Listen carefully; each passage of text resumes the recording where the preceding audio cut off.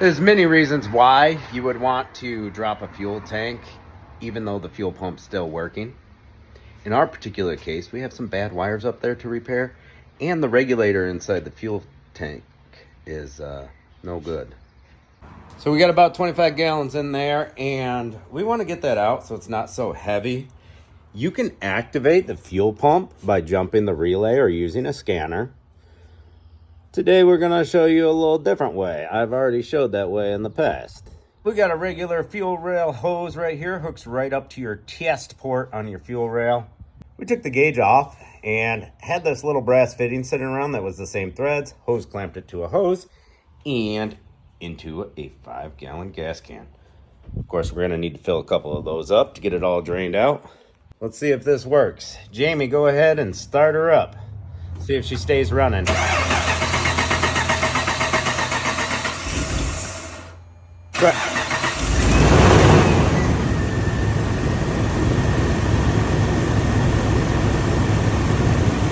So even with the fuel pressure being diverted, she still runs, keeps the fuel pump running, and we're pumping out at a really good pace here.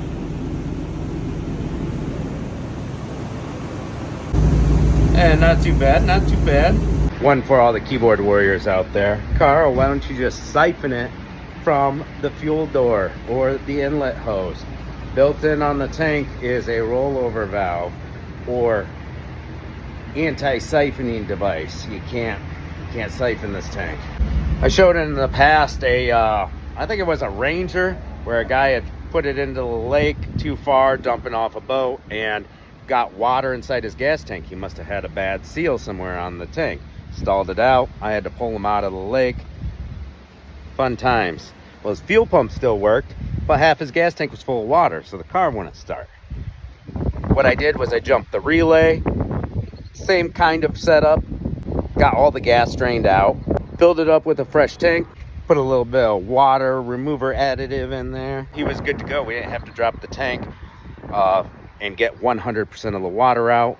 It was enough to get her started. Once you go through a tank or two, all that water will be gone. He said, do it as cheap as possible. All right, I won't drop the tank.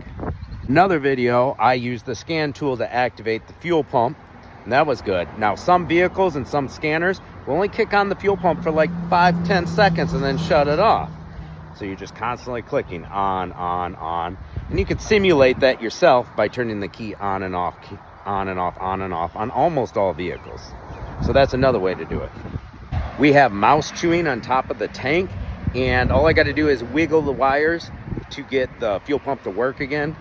I can feel them, but I can't repair them with the tank in, and we want to get that gas drained out. Plus, there's a fuel pressure regulator built into the fuel pump module inside the tank, and that's not working.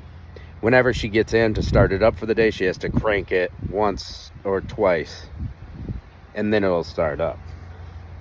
So the fuel rail isn't holding pressure.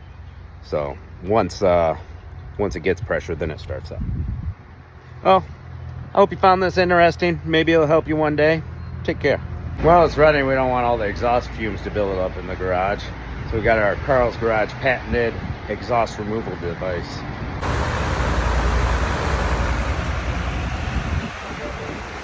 You want to buy one? It's only 72 easy payments of $69.95. Now we just wait for the truck to stall herself out from low gas.